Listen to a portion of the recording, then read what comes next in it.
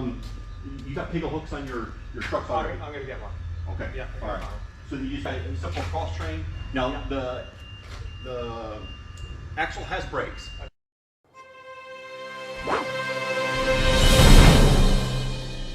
So it is incorporated in the pigtail. Perfect. And it's just 7-speed on a newer style 7-speed truck. Okay. The front bonnet. Now the front bonnet has your air cooler up here, Yep. and there's also electric fan. So up front, now there is a temperature sensor on the radiator, Yep. and it will come on when you reach about 300 degrees. Okay. But you know, like cooking oil, when it gets that high, it goes that much higher. Yeah. So when that temperature sensor comes on, you're already overheating. You're already overheating. So I told a lot of guys, and a lot of owner operators wire this switch directly. So every time you turn the key switch, the fan comes on all The the fan time. comes on automatically. Yeah. Okay. What region do you live in? New Jersey. Yeah, so you're probably going to want to turn it off in the winter time, especially, you know, operating temperatures around 70, no more, less than 70 degrees. No less than 70. So if you come outside and it's 30, you turn the fan off, and then you put the agitator in forward, and you can stick a board in the agitator, Okay. and then it'll draw a lot of heat. Okay. Within 15 minutes, you'll be 90 degrees. Oh, okay. So, Okay. now they make a cold kit, and on the valve itself, it's just a shut off, and you can kind of choke it down a little bit. And you know, like a pressure washer end, Yep. you get that mist, and it'll generate a lot of heat. Okay. And it's just it's just a quarter turn valve here on one of the lines, and then you just have a quarter turn valve. Okay. But I always be cheap and just stick a board in there. Yeah. Turn the agitator on, it'll jam it, because there is a forward reverse. So once you stick the board and it wedges, you can put a reverse and pick the board out. Oh, okay. So it doesn't have to go one way. Okay. Now on the engine itself, Yep. you have your secondary Yep. water separator, Yep. fuel, and oil. Yep. And then on the other side, there's an air filter in there. Over here, you see the indicator there, the air filter. And you're going to service that at every 250 engine hours. Okay. And you have a simple hour meter here, lets you know how many hours you have concurrent running on the machine. Okay. And if you turn on, you can see it turning. Yeah. Now, unfortunately, on later models, 2018 and up, Yeah. they have hours for pump and hours for engine, so you can Okay. separate them. On this one, choose to the key on, you're running. Okay. Okay. So it's not true representation of how long it's been pumping. Yeah. It could have been idle, you know, for a week out there. Yeah, you don't know. You don't know. Yeah. So, and then the same with the hydraulic filter. Yep. Here, and you got a simple restriction gauge. Okay. And then, like I said, at 250 engine hours, you Replace all the filters. Yeah. The oil is like your blood, as long as you keep it clean. Yeah. Yeah. You'll get the 4,600 hours out of it. Okay. So. You got fuel here, Yep. and then you got your oil dipstick here. Yep. Check the oil. Yep. All the yellow caps is where you fill it. Here. Okay. There is a manual cutoff. If the fuel solenoid that you hear clicking on, Yep. if it should malfunction, just like on a Mercedes, here's your fuel shut off. You flip that back, and it'll shut the engine off manually. Okay. So in theory, if the fuel shut off had gone bad and you can't get it to start, you can pull that solenoid out, and it runs by nature. So as soon as you turn it on, it starts running. Okay. The fuel solenoid comes back, it goes back into a neutral position, and that's fuel on. And that'll let it. So you're actually when you hear that click, it's actually pulling the fuel rail back. Yeah. Okay. To run. So when it lets go. Yeah. So now working further back, you got your muffler, Yep. and you got a rain cap. Yeah. Main drive pump, Yep. and this is a stackable Barnes pump. Okay. So the first one is for your agitator. The second one is for a cleaner. Okay. So all that's doing at 32 liters a minute is taking oil out, run it through the radiator, come back through the filter, and back to tank. Okay. That's all that does. Okay. So it goes beyond the point because the engine runs off of a straight shaft. So if you lessen the engine RPMs, Yep. you lessen your cooling capability. So I know a lot of old operators will tell you, oh, you run the flow control all the way up and the throttle down. You can't do that anymore. Can't do that since 02. Okay. It doesn't work like that. You'll actually overheat the motor. You'll eventually overheat. Okay. You have, like we discussed, we had the agitator, Yep. forward and reverse, Yep. and there's the neutral. and there's an E-dent to let you know, you can feel it, what position you're in. Okay. When you lift the hopper grate up, Yep. there's actually a hopper grate switch here on the side. And that stops your agitator in a forward gear. Under here? Under here. Oh, yeah. okay, okay. Protective cover. Great, okay. So if you, in theory, had it in reverse, Yeah. and it was stiff mud and it's lifting the grate up, Yeah. it's going to shut you off. So Okay. you're going to notice how you put it in reverse, and all of a sudden it hit 3 times, 3 strokes, and then stop. Yeah. You got to go here and shove the grate back down. Okay. In your case, it's going to happen to you frequently. On something like a 7, a 6, a 5-inch slump, Yeah. no consideration. Yeah. When you start getting around a 2 and 3, Yeah. it will lift it up. It'll do it, okay. You have your water box here, and this is just a lubrication box. Okay. You fill this up with water every day, and then you release it every day. So you just pour the water directly Directly in the in. street? Yep. Okay. And you'll know about what level. Anything over the rod is just going to splash out. Okay. So you're going to fill it up, and then 3/4 of the job you're going to see most of the water on the ground. Okay. It'll level itself out. Okay. And then at the end of the day, you pull it up, Yeah. and you see the water coming out. Oh, yeah, okay, okay. They're saying on the new packings, you don't leave any water overnight because here, I'll show you what a packing is.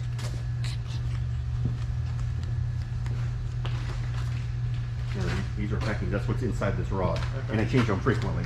Okay. Just that one. So what happens is this is going to contract differently than the metal rod is. So this one's going to stay open, and Yeah. the metal rod's going to contract. You're going to get water between the two. Okay. So then every night you come back home, you let it sit, Yeah. the water's going to be here in the first set of glands. Well, when you first start the motor, that's going to return back to the motor or to the tank. Okay. So you never want to leave water in there overnight. Okay, so always drain it. Always drain it. Okay. Correct. And if you feel these are loose, you can take the screen off, wash it down, visually look at it, and then put it back on. Okay. But that's as far as greasing, that's pretty important. Okay. Keeping that water, making sure that it is full. Okay. Now, on the hydraulic tank itself, the only way you can get water in short of, because it's a closed loop system, is water through the packings, somebody dumping raw water in the fill up tube, Okay. or you have condensation in the tank because it's getting hot and cold. Okay. So every tank on the other side here is shaped like a V, so that the water's going to run in one direction. So once a week, you drink that. Okay. Yeah, just like a top of water bottle cap. Yeah. Not much. You just getting condensation out. That's what you're doing. Okay. It's just the people that leave it in there for 2 or 3 years, and it gets about 4 or 5 inches, and that main drive sucks it up, and that's it. Boom, it blows it immediately. Oh, wow. It don't take much. I mean, Yeah. I was at the dealership, and the guy had one of them white rags, and he cleaned the bottom of the tank out. That hair that it left, Yeah. blew the fucking pump in about an hour. Oh, Boom. my gosh. And that's how close it falls. Wow. It's really close. Okay. So the same on the fuel. The fuel's on in the V, and at the bottom of that tank, Yeah. there's also another a relief. Okay. On a Putzmeister, and the difference between a Putz and a Schwing, they're the 2 big boys on the block. Mm-hmm. A Putz uses electronically a switchover. You see them here. Okay. There's two sensors, and they're proc switches. So when that piston comes up, that proc switches get energized, and it tells the main computer, or the K238, what to do in relation to what the S tube is at. So when that piston's up, this tube needs to be in this hole. Okay. So that's all those sensors are doing. Okay. When you call me and say, listen, it goes one time and then comes back and gets stuck, Yeah. well then I know one proximity switch is out. If you call me and tell me it goes 5 strokes and then stops, well then it's your autocorrect. Here in the back, you see it. Yeah. There's a 3rd sensor here. Okay. And that corrects itself every 5 strokes. Okay. And that would keep, if you're pumping like water or something loose like a grout, Yeah. it'll correct itself. Okay. So if that had failed, then every 5th stroke you'd see it. Okay. And then how you override it would be through your test button. Okay. And I'll show you how all of them works and what the cards do. I mean, a lot of the stuff you won't kind of retain, but Yeah. after a while you'll get used to what you're looking at. Yeah. Okay, so you got your flow control. Yep. That slows the pistons down, the rods. Main pressure. This is at the output of the head of the rod. This is not here or 200 feet down. This is at the front of the piston as it's pushing concrete. That's where you're seeing the pressure. Okay. The accumulator's pressure is stored energy, so that's energy to move the S tube here. Okay. So that pump delivers 100 bar. That inert bottle here for the accumulator Yeah. is 100 bar pre-charge of gas, Okay. of nitrogen. So the two together give you about 200 bar. Okay. And there's an MPS manifold that runs it, a multi-port sensor that runs it, and it tells it how much it needs to shift over. If it only needs 80 bar, then that's all it'll use. Okay. If you get into a sanding mix and it needs 200, then it can draw from it. Okay. But not always. You're going to see this when this thing's pumping. You're going to see it go down and then come back up, go down and come back up. It goes so fast. Unless you have an exact gauge, you can't see how much it took for each stroke. You're just going to see it, and it's going to go down to 50 and then come back up to to 100. Go back to 50, but that's all you'll see when you're pumping. Oil thermometer and level gauge here for your hydraulic fluid, and then you fill it up here. That cap there. The gray one right there? The gray one right there, right? Open up and there's a screen in there, and then you just fill it right on top of the screen. Okay. And the screen's big enough, it'll flow down through there. It just gets something big, screwdriver, brag, or whatever. Things that shouldn't be in it. Right. Yeah. So then you got your engine throttle, Yeah. and it's just simple turn it and lock it, or you can pull it all the way out through the center and lock it, or push it all the way back in. Key switch, starter. This is for local and remote, and in the middle it would be kill the local and the remote switch. Okay. And then you can log out for a tag out feature. Okay. You have an E-stop that you press, it'll kill the motor. Some lights here for oil, battery, and then if you have your E-stop on, you can physically see it. In the morning, you turn it on. And the same button, if I hit that grade up, it'll go there and there. That's the only two that can be. Okay. Now, if you release this and the grade's down and it's still red, then you know something's failed. Either the switch or the hopper grade switch has failed. Okay. Here you have, this is for a forward gear. So they're all momentary switches. So when you click them, they're going to go back down. They're just momentaries. But that had initiated the fire for forward. Okay. You click it again, it goes back off. Okay. Now when you're in reverse, it's a light system. So the light stays on. So you initiate the fire, now it's in a reverse mode. Okay. Turn it back off. If you go back on, you're going to still be in reverse. You must turn it off of reverse and then go back into a forward gear. Okay. Yeah? And then you got your cooling fan. And this is going to be more for my end, but let me get a key and I'll show you what the lights are doing. You can initiate the fire by yourself. So what you're doing is telling the system you're a proximity switch and you want it to switch over to another side. Yeah. So every time you hit that, the pistons are going to stop what they're doing, reverse, and go the other way. So that's all you're doing here. So if you look at the K238, every time I press this button, you're going to see them light up. See them? Yep. So that's all I'm doing, is I'm emulating the proximity switch. Okay. That's all I'm doing. So in theory, if you lost a proximity switch, if you push that up, when it goes and it gets stuck, you press it, boom, it'll continue on. You go to the next cycle. Okay. So so that K238 and K238.1, and then your POF card, all you're doing is changing an analog signal to a digital signal. So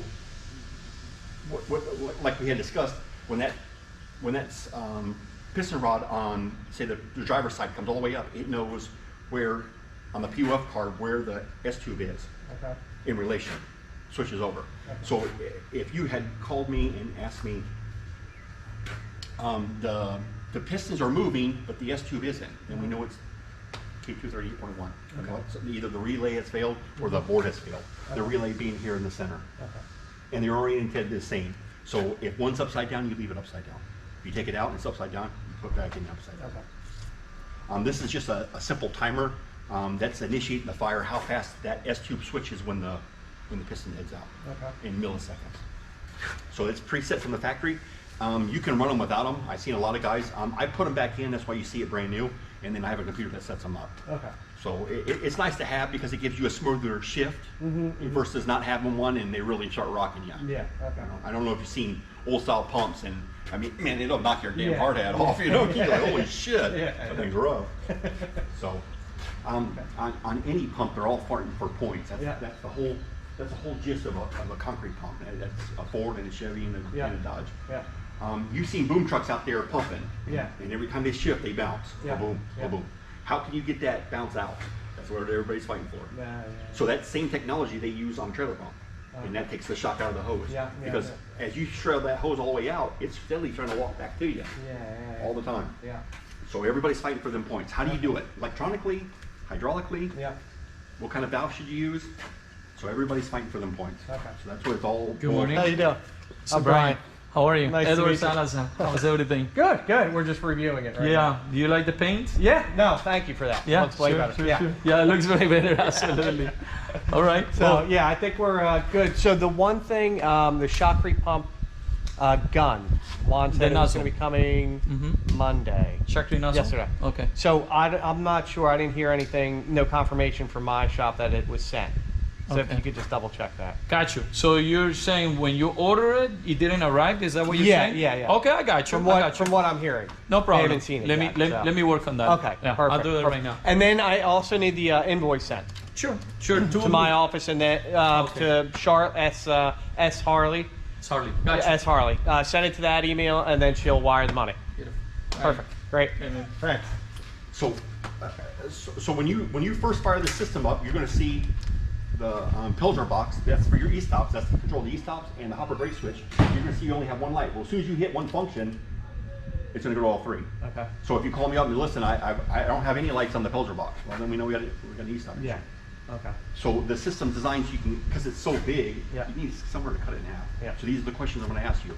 Usually within 3 or 4 questions, I can figure out what's wrong with you Okay. over the phone. Great. If you answer the questions right. Yeah. You know Yeah. what I mean? If I ask you, well, where's the 238? The K238. What's it doing? You see any lights? Yeah. What's that? Yeah, Well, yeah. now we got to ask a bunch more questions. Yes. Yeah. So, and then you have relays. Some you see that are missing. A lot of them are for auto greaser, vibrator, Yeah. air comp system. Yeah. The ones that you see in there are actually running now. Okay. Great.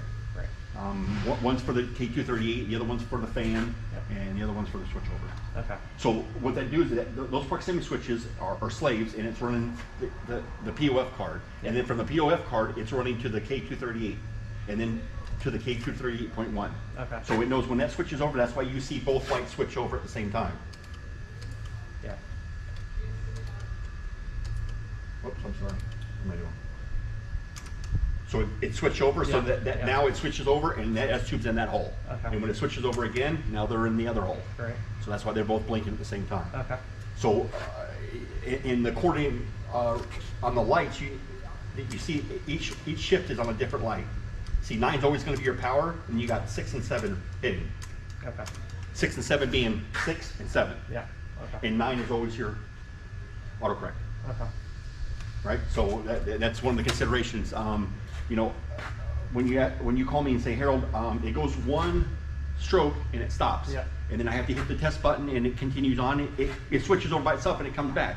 Well, before we, replace the PO or the proximity switch, let's see what the PO card's doing first. Okay. If you know you're getting a signal in input out, then Yeah. we know for sure it's either the wire or then the switch. Okay. We're talking $500 out of whack, so you want to make sure we're right. Exactly. Yeah. Mhm. Yeah.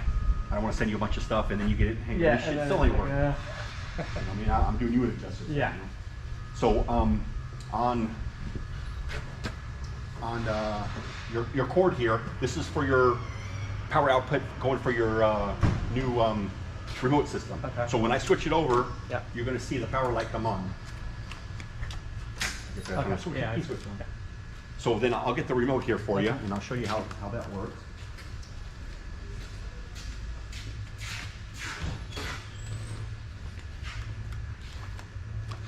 So we put them on so you can't interfere with each other. If you're running this, you Yeah. can't run the box then. Okay.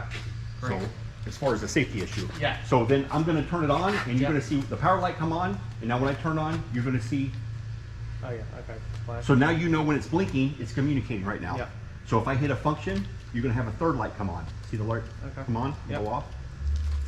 And then the same with on the panel. When I turn it on, turn it off. Turn it on, turn it off. And then I go to reverse, the light comes on, I go into forward. When I turn it off, you dump both on the remote Okay. because it's a momentary switch. You can't leave one latch. And Okay. one, remotes, you make them all momentary or all latch. Yeah, okay. So you can't do one or the other. So Okay. on the panel, it always stays in remote until you flip the switch down. Okay. On the remote, you can hit the reverse. Yeah. And then as soon as you turn it on, it's in reverse now. But as soon as you turn it off, if you want to go back into reverse, you must hit reverse again and then pump on again. Oh, okay, okay. As soon as I turn it off, you Yeah. both clear. Okay. So if I hit pump now it's just in a forward gear. Okay. Yeah. Unfortunately, that's the drawback of putting two relays together. You know Yeah, what I mean? yeah. It's one or the other. Yeah. Yeah. Unfortunately. Now on a swing, it's in reverse. You have to hit two switches on the forward and one on the reverse. So, you know. Remtron is about the leader in the market. I mean, I probably put in 10,000 of them. Wow. At least. And I probably had 25 of them came back, maybe Wow. 25. Great. So they're Great. really good. Really efficient. And they're cheap. I mean, I have a system, and you know, we'll go over it. But you know, as soon as I'm done and I start washing up, I put it in the truck so I don't Yeah. lose it. Because Yeah. a lot of that's where Oh yeah, you don't want to leave that like yeah, that. because that's $500 it costs. You know? Exactly. Yeah. And as soon as it drops on the road, somebody sees it, I put it in their pocket. And Yeah. I get $500 for that. Then I'm out of here, you know. So in the back panel here on this side is your 4 reversing valves. So you have one for switchover. This runs, this side runs the S tube, and then this side runs your pistons back and forth. So in theory, if you wanted to pump concrete, you could push that button in and manually you'd be forward. You push the other side, and you manually reverse. Oh, okay. Okay. However, you hit it until it runs to its length, and then you have to push the other side to switch the S tube over. So theoretically, you could get yourself out of a jam. Yeah. You know, clean the hoses out, whatever, Yeah. on the machine. So you have a cover guard on here for your switchover. Okay. There is grease ports down there, back there, Okay. and that you will adjust that about. They go on yardage, but you know, in about 6 months you will be adjusting that. Okay. And I'm trying to think of which one I can show you on. Let's see.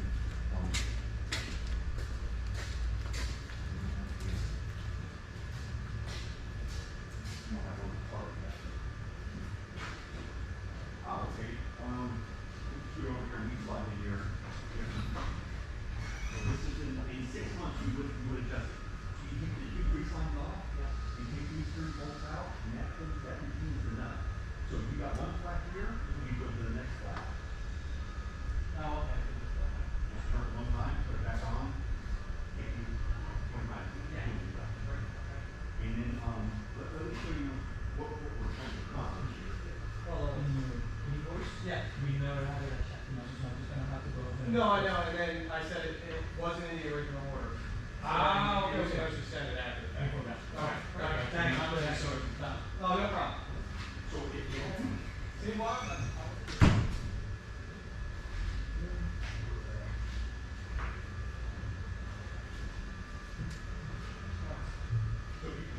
yeah, you want to stick your head over here, yeah.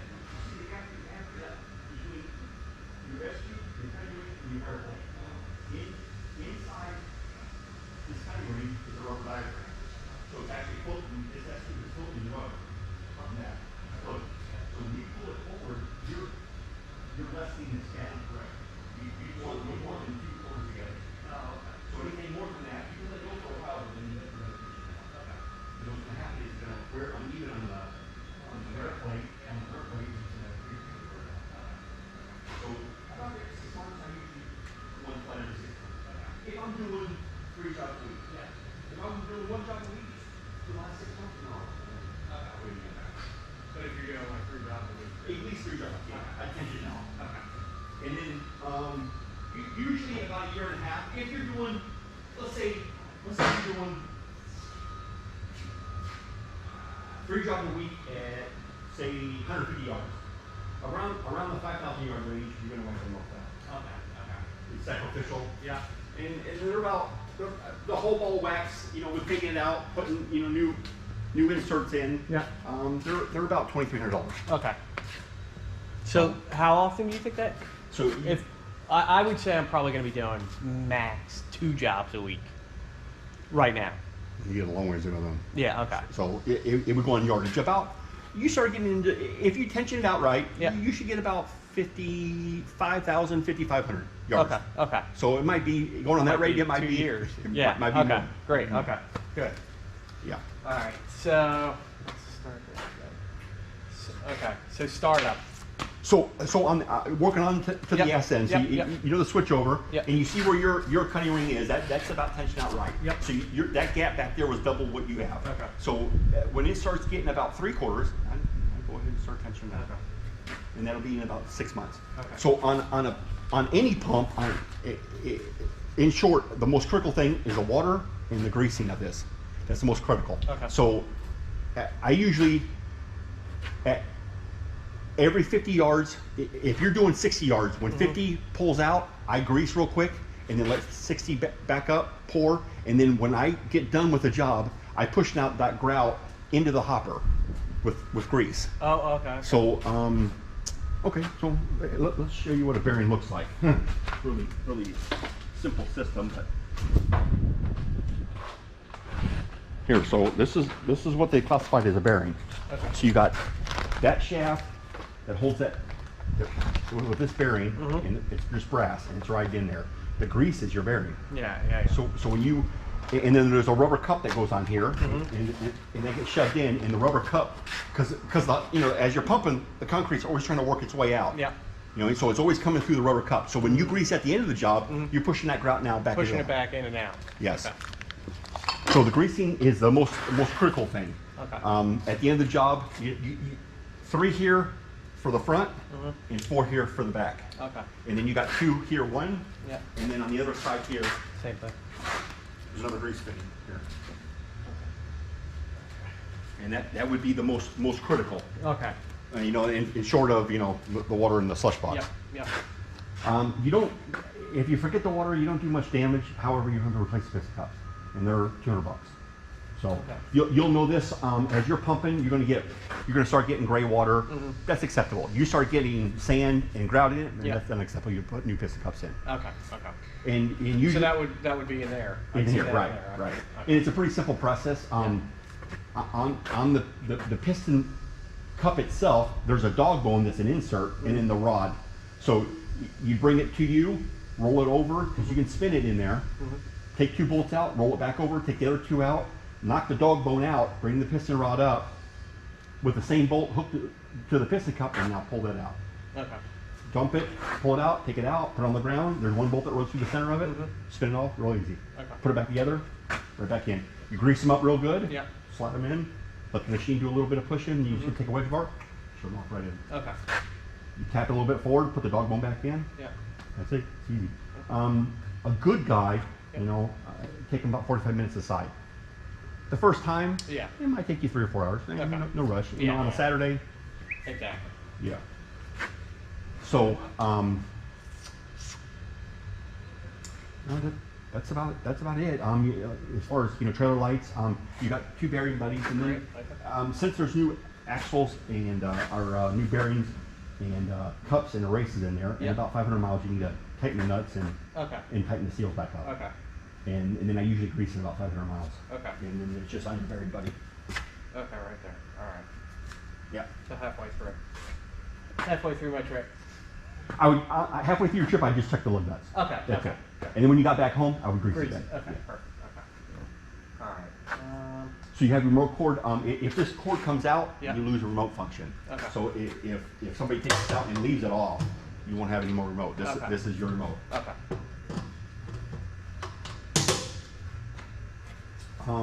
Now, as far as gearing on this, Yeah. so you got remote all the way over. Yeah. A neutral, the panel doesn't work, or the remote doesn't work, and then all the way over, square in the dot, the panel works itself. So, have you discussed? Now, when you see the machine running, Yeah.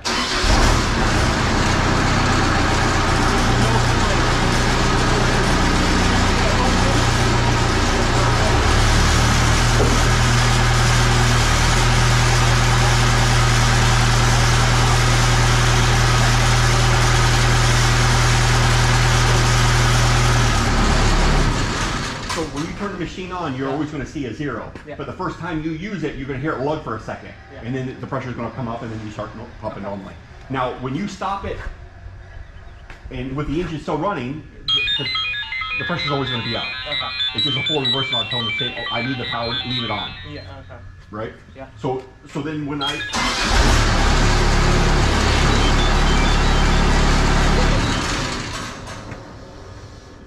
see where it bleeds off? Yeah, yeah. So where it snapped off, so you see it bleed and then snap off, that's your pre-tension pressure. That's what you're reading in the bag, Okay, okay. in the bag itself. So if it went down to around 50, you need to call me. You Okay. can figure out why it's at 50. Okay. Either the bag has gone bad or I've seen, now just like a bicycle tire, if you let them sit for a year or two, they'll go flat. They'll go flat, okay. But if you're pumping every day, Harold, I take it out at least once a week, and I'm at 50. Well, then we got a problem. We got a hole in the bag then. Okay, okay. Or the Schrader valve has popped out, which requires a new bag anyways. New bags are pretty inexpensive. They're $100. Okay, good. All right. And then we got a simple system. I can either send you the tool, or you can go to an air conditioning store and they can put the gas in for you. Oh, okay. It's just Great. a Schrader, it's a special Schrader valve Yeah, holder yeah, that yeah. holds on. So you got forward, we got reverse, Yeah. you got the accumulator, got the stored energy. So I'll show you what the test bed actually does for my end of the deal. Like we said, the system's so big, so it's some place for me to split it up in half. So I would hold that, instead of bumping it once and switching over for what you're going to use it for, I would continue to hold it, and now the machine doesn't know what else to do. I've interrupted the proximity switch, and now the machine, because in all systems you have to have A, B, C, D, A, B, C, D. If you leave C out, it can't go to D. So it doesn't know what to do, it freaks out and just holds pressure. Okay. It holds it at its last cycle. Okay. So that's what I'm trying to build, is main pressure. See where you're at in relation to, Harold, I pump pretty good at 200 feet, but I go 600 feet and I pump like shit. Yeah, yeah. Well, let's see how much main pressure you got. Boom. That way you don't have to stick 1,500 gauges on there, Yeah, try to yeah, figure yeah. out, if Yeah. you got port pressure or pilot pressure, or, is the swash plate on the regulator working, I can kind of figure it out right from there. Okay. Now, it doesn't tell me much as if you don't get pressure, then I'm sticking test ports on there. Yeah, yeah, Trying yeah. to figure out where you're at. Okay. It gives me a true representation of what's at the head of that piston rod Yeah. pushing. Okay. So that's what the test button is for me. Okay. For you, it's a different scenario. Okay. You're using it to interrupt the proximity switch if you have one go bad. Yeah. And then you're gonna get a sore thumb, but it will get you out of a job. Yeah. Now they make a soft stroke switch kit for about $400, and you would take all them end caps off and put your own ad caps on with a button, and it's like a rolling button, and then you would hook it to, it's got either you can hook it to the battery on the machine or hook it to your truck, Yeah. and you can roll it and pump. And Okay. it makes it a little bit easier, but I've seen one guy in my whole life buy one. Oh, okay. So, and I got one here, but Yeah, yeah. that thing's so old, it got dust on. And, you just might as well press the damn button, Yeah, yeah. So, Okay. now, as far as the high wear parts, about the ass end. Yeah. The material cylinders are going to be a little bit longer. They're going to be about 10,000 yards. You're going to pull them out. Okay, So okay. for you, it might take 6-7 years. Yeah, yeah, yeah. Maybe. As you can see, I put a shitload of them in here. Yeah, Here's the yeah. last set. And I want to show you this because you can see kind of what happens to them as they go bad. And because they go in about 1 million times. You see where it starts flaking off? Yeah, yeah. And that's because they go in about a gazillion times. Yeah. This one's going to be, I think this one was worse. This one's really bad. They took the chrome right off of it. So that's just going in and out about 1 million times. Yeah. A gazillion times. Yeah. And that's what happens. Okay. So, and that's about, about where your cups and your cylinders or your material cylinders are in relation. Harold, there's a lot of sand in my water box. I need new cups. So I send you some cups. You put them in. A week later, you got it back. Chances are, sure. What it's doing is every time this piston comes by, it's getting rubbed from an imperfection in the cylinder. Yeah. So that wipes it out. You can see it starting to cut through the cup already. And this guy's like, "Hey man, you sold me a bunch of shit." I'm like, I said, "Man, get the ass in and look and get a camera and you take a couple pictures and send it to me." Yeah. I'm like, "Holy shit, man, they're bad." Yeah, yeah. Oh, I thought that was supposed to be like that. I'm like, hell no, man, that's chrome in there, man.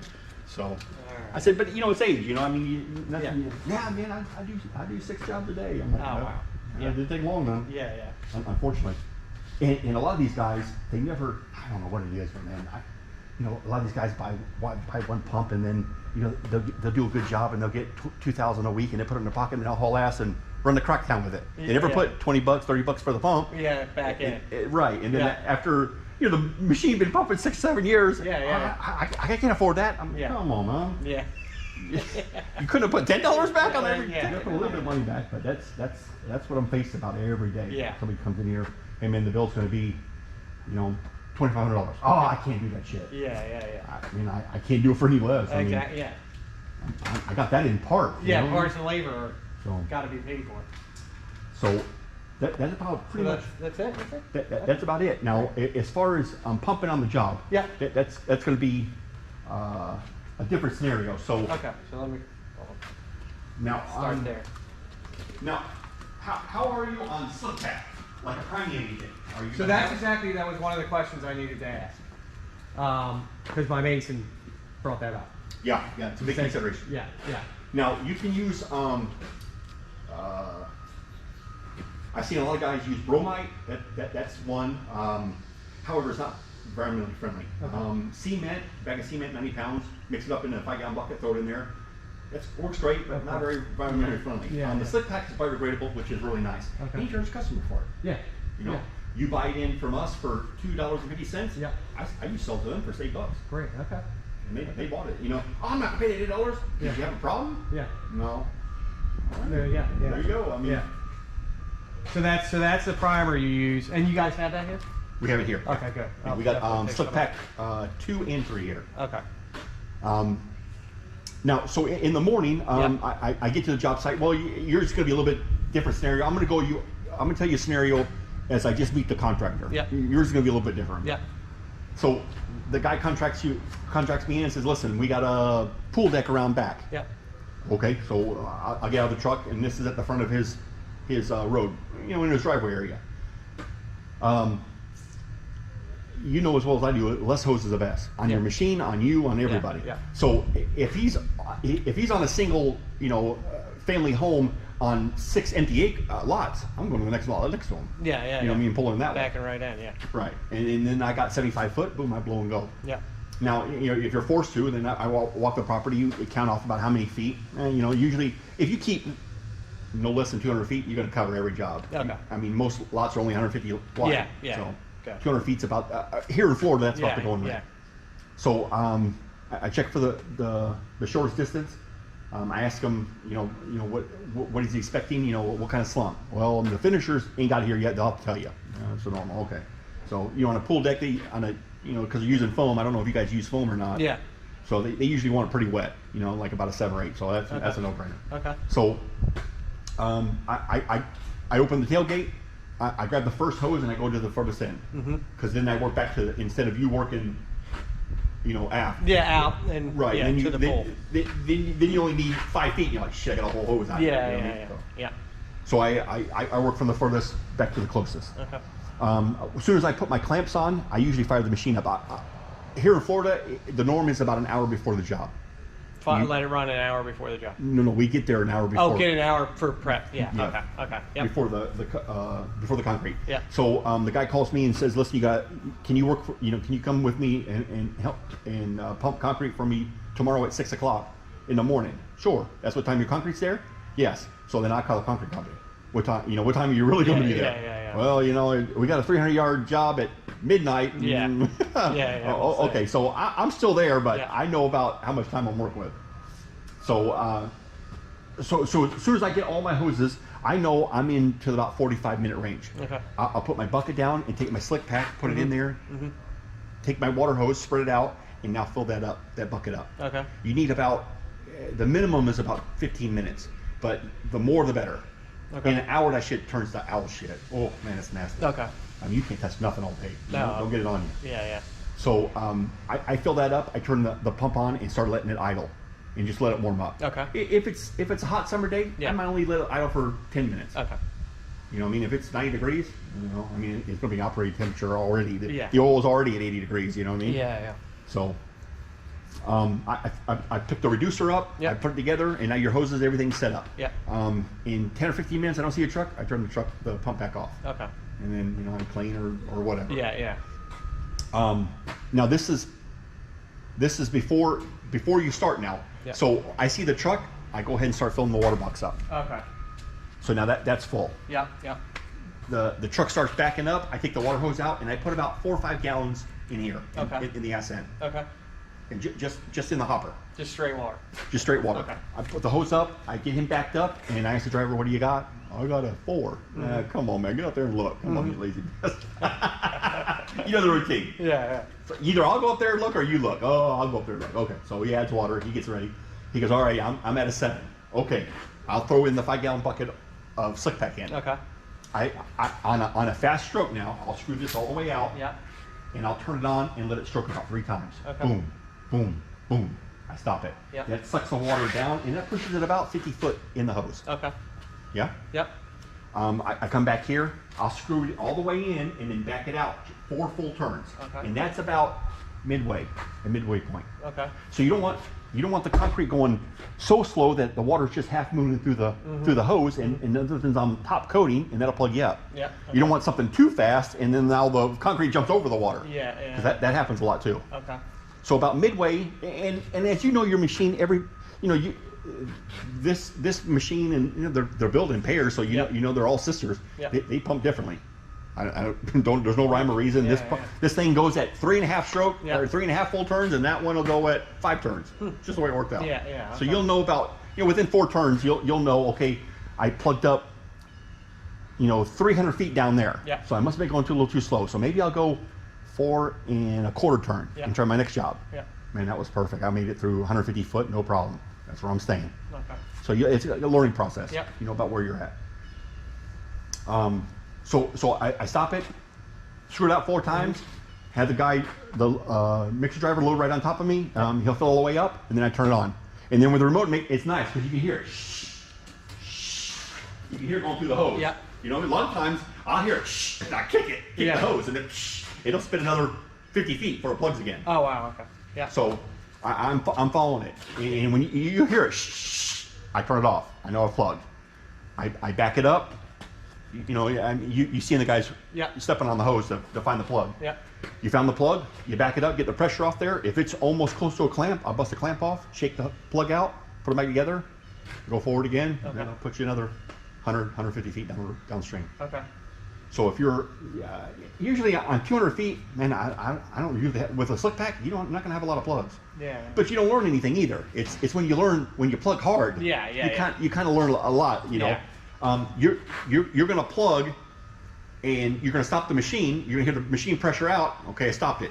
And you feel the hose. Shit, it's soft. Yeah. Yeah. Well, hell, it's back at the reducer then. Yeah. Because you went from 5 to 2 inch, real quick. Yeah. You slammed it. Yeah. So that's chances are it's gonna be the reducer. Put it in reverse.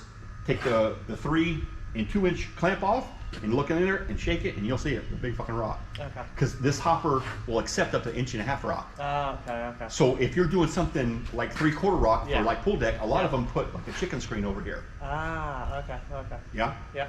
So that's going to be your major consideration Okay. is big chunks coming out of the truck Yeah, and yeah. going into the screen because Yeah.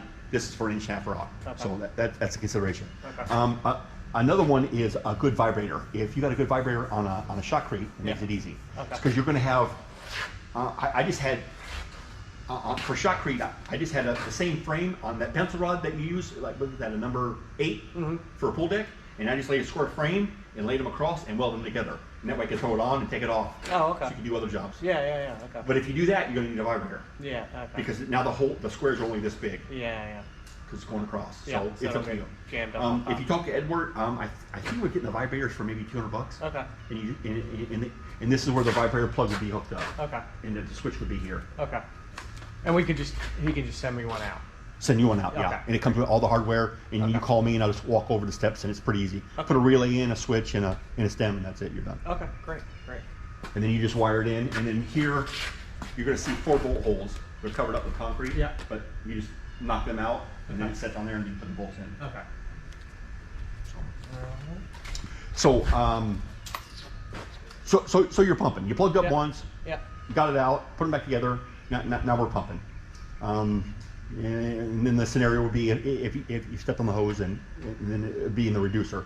A lot of times it'll suck through the reducer. So if you put it 4 strokes in reverse, Yeah. a lot of times it'll suck it out of the reducer, put it in the hopper, and the agitator and the rock valve will break it up a little bit.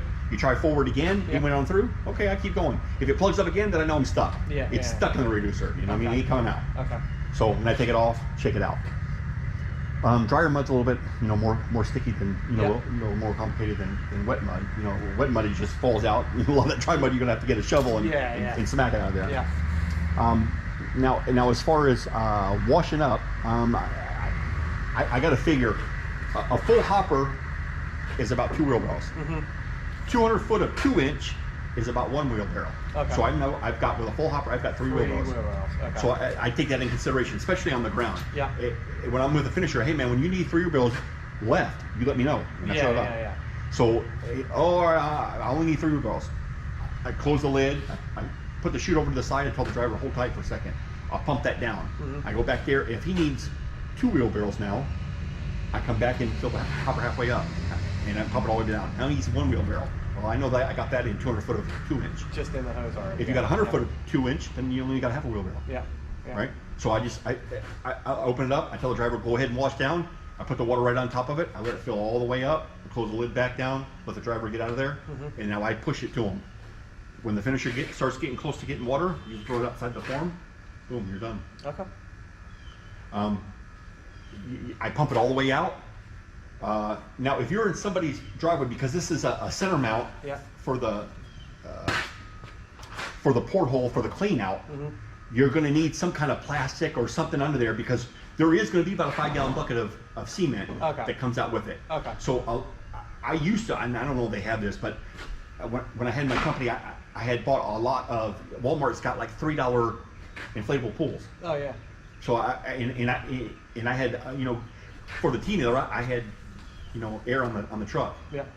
a compressor. So I'd fill it up, throw it in there, clean out, Yeah. collapse a little bit, fold it up. Now if you're on a commercial job site, like more that you're going to be, I don't know where Mostly residential.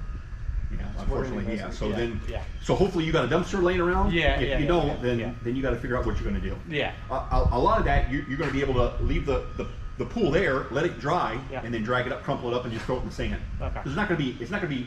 You're not going to have anything solid in there. It's just going to be sand and rock. Okay. Okay. But it looks shitty on somebody's driveway. Yeah. Exactly. Yeah. They're gonna say, hey man, what the hell? Yeah. So you're already made a big ass mess with sand Exactly, and yeah. running loaders back on the side of the Yeah. house and everything Yeah. else. So. Okay. So then I dump that, I put the machine in reverse, and I stick the water hose in the ass end. And as it's in reverse, it's Yeah. sucking water in and dumping it back into the hopper. Okay. Okay. So and I'm looking at it, and I'm washing, and I'm looking, and I'm looking here, and when you'll see dirty water, Yeah. sand, rock, and then you'll start seeing clean water. I stop the machine, I look back here, I switched over one time, I look back there, and I don't see any dirt in there, Yeah. any sand. I wash out the 2 bearings. Okay. Rubber boots. Yeah. Then I wash out the outlet bearing Yeah. and the inlet bearing. Okay. Yeah. So focus on all the bearings. Yeah. I close the trap door. Yeah. I fill it. The second hopper is starting to fill up for the water now. Yeah. I put my clean out sponge in the reducer, put it back together, put it hooked to the hose, and when the hopper gets full, I push that out now. So Okay. that's pushing clean water through a Clean sponge water out through and all through the hoses. into the hose. Now your hoses are clean. Okay. So now you're done. Great. Okay. So then I continue to let the hopper fill up. I trip the reducer up. I start breaking hoses. I start throwing them on the truck. I get the clamps on the, cleaned up. Yep. Get back on the truck. Yep. That way, because I know with 150 feet of hose, you need 5 clamps. Yeah, yeah. The 6th one being on the reducer. I'm counting clamps. Okay. Because nowadays you lose 1 clamp, you're in the way. Yeah. So I throw them down the truck, and now the hopper's filling up. Lastly, I get the water hose, I roll that up, I put it on the grate. Now you got a hopper full of water. You can wash off your hands, your boots, Yeah. Yeah. and then when you bust this reducer off, Yeah. all the water is going to fall out. Yeah. That washes any of the surrounding area out. Yeah. I throw the reducer on the truck, Okay. keep the trap door open. Yeah. I'm feeling like I don't have a reducer. Like we ordered the hoses, and those type of hoses came, but that's it. You should have had a Like a 5 to 3 hook, right? reducing elbow, and then a 3 to 2.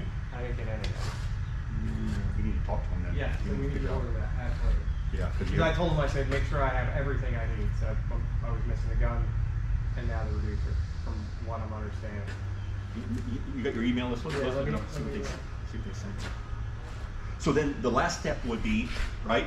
The very last step is letting your water out of your water box and greasing the machine. Okay. Ticket sign and I'm Yeah, out. yeah, okay, That would so be- release that, and then. And the oil, the grease. Okay. That's important.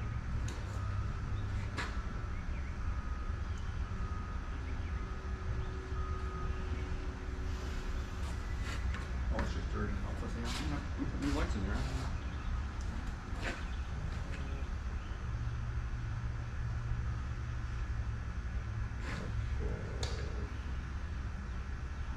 So right here, here's, Okay, so you got, oh wait, so there is steel reducer right here. and then you got a Seeing that. 503 Elbow. elbow. Yes. I got So it. where's your, you got a 5-inch plan? Oh, yeah, 5-inch plan. Okay, perfect. Okay, so then, oh, there was a big box that I didn't know, because I was leaving as it was being delivered. Okay, so that must all be in the big box. Okay, great, good. Good, I'm like, I don't remember, I just We remember. hope you seeing enjoyed the others, video. so I'm like, Thank you "Ah." for watching. To continue seeing more content like this, don't forget to subscribe. Also, you can just go right here on this link to our website, liveequipment.com, for a complete list of equipment available for sale. Or just keep navigating to our channel. Have a great day.